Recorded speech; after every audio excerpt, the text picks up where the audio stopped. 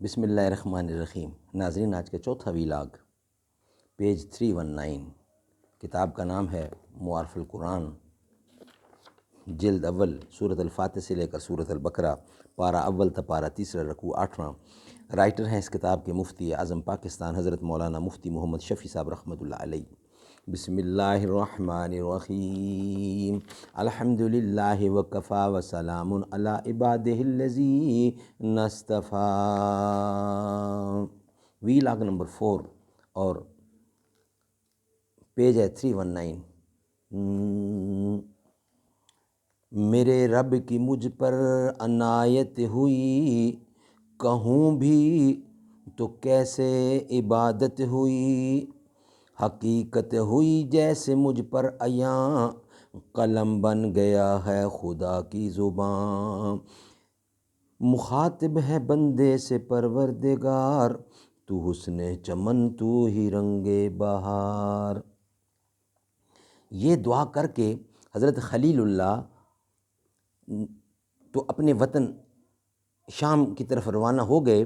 ادھر حضرت حاجرہ کا کچھ وقت تو اس توشہ کھجور اور پانی کے ساتھ کٹ گیا جو حضرت خلیل اللہ چھوڑ گئے تھے۔ پانی ختم ہونے کے بعد خود بھی پیاس سے بے چین اور شیر خوار بچہ بھی اس وقت پانی کی تلاش میں ان کا نکلنا، اور کبھی کوہ صفا پر کبھی کوہ مروہ پر چڑھنا، اور ان دونوں کے درمیان دوڑ دوڑ کر راستہ طے کرنا تاکہ حضرت اسماعیل آنکھوں کے سامنے آ جائیں۔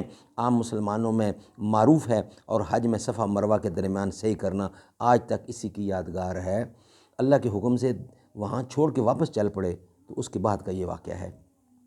حضرت ابراہیم علیہ السلام کی بات ہو رہی ہے اور حضرت اسماعیل علیہ السلام کی بات ہو رہی ہے۔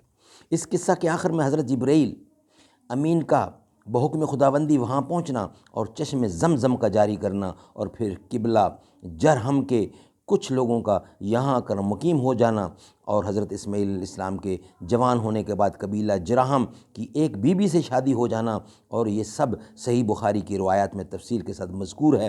روایت حدیث کے مجموعے سے معلوم ہوتا ہے کہ ابتدا سورہ حج کی آیت میں جو بیت اللہ کو آباد کرنے اور پاک صاف رکھنے کا حکم حضرت خلیل کو ملا تھا، اس وقت اتنا ہی عمل مقصود تھا کہ اس جگہ کو حضرت اسماعیل اور حضرت حاجرہ علیہ السلام کے ذریعے آباد کر دیا جائے۔ اس کے مخاطب صرف حضرت ابراہیم علیہ السلام تھے، کیونکہ اسماعیل علیہ السلام ابھی شیر خواری کے عالم میں تھے۔ اس وقت بیت اللہ کی تعمیر جدید کا حکم نہ ملا تھا۔ سورۃ البقرہ کی یہ آیت جو اس وقت زیر نظر ہے، وَعَہِدْنَا إِبْرَاهِيمَ وَإِسْمَاعِيلَ أَن طَهِّرَ بَيْتِي، اس میں حضرت ابراہیم علیہ السلام کے ساتھ حضرت اسماعیل علیہ السلام کو بھی شریک کر لیا گیا ہے۔ یہ حکم اس وقت کا ہے جب کہ حضرت اسماعیل علیہ السلام جوان اور متاہل ہو چکے تھے، اس وقت دونوں کو بنا بیت اللہ کا حکم دیا گیا۔ صحیح بخاری کی روایت میں ہے کہ ایک روز حضرت ابراہیم علیہ السلام حسب عادت حضرت حاجرہ اور اسماعیل کی ملاقات کے لیے مکہ مکرمہ پہنچے تو دیکھا کہ اسماعیل علیہ السلام ایک درخت کے نیچے بیٹھے ہوئے تیر بنا رہے ہیں۔ والد ماجد کو دیکھ کر کھڑے ہو گئے۔ ملاقات کے بعد حضرت ابراہیم علیہ السلام نے فرمایا کہ مجھے اللہ تعالیٰ نے ایک کام کا حکم دیا ہے کہ تم اس میں میری مدد کرو گے۔ لائق فرزند نے عرض کیا کہ بسرد چشم کروں گا۔ اس پر حضرت ابراہیم علیہ السلام نے اس ٹیلہ کی طرف اشارہ کیا جہاں بیت اللہ تھا کہ مجھے اس کی تعمیر کا حکم ہوا ہے۔ بیت اللہ کی حدود اربع حق تعالیٰ نے حضرت ابراہیم کو بتلا دیے تھے۔ دونوں بزرگوار اس کام میں لگے تو بیت اللہ کی قدیم بنیادیں نکل آئیں، انہی پر دونوں نے تعمیر شروع کر دی۔ اگلی آیت میں اس کا بیان ہے، وَإِذْ يَرْفَعُ إِبْرَاهِيمَ الْقَوَاعِدَ مِنَ الْبَيْتِ وَإِسْمَاعِيلَ، جس میں اس طرف اشارہ ہے کہ بانی بیت اللہ اصل میں حضرت خلیل اللہ اور حضرت اسماعیل علیہ السلام مددگار کی حیثیت سے شریک ہوئے۔ انشاءاللہ اس کو ہم بیان کریں گے نیکسٹ ویلاگ میں۔ یہ ویلاگ وہاں ہی ختم ہوتا ہے، یعنی آج کے 4 ویلاگ کمپلیٹ ہوئے، 5واں اور آخری ویلاگ ہوا اس کے سلسلے میں انشاءاللہ تعالی۔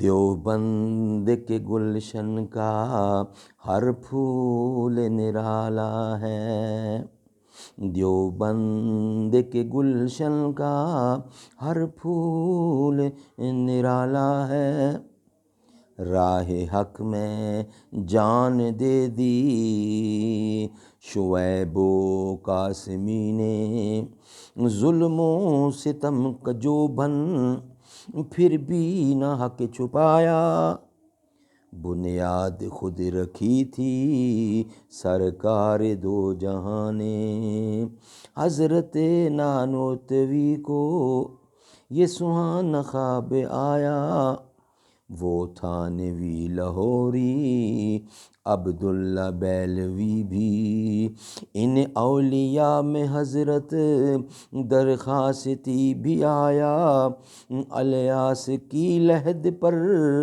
ہے رحمتوں کی بارش، دیوبند کی گلشن کا ہر پھول نرالا ہے، دیوبند کی گلشن کا ہر پھول نرالا ہے۔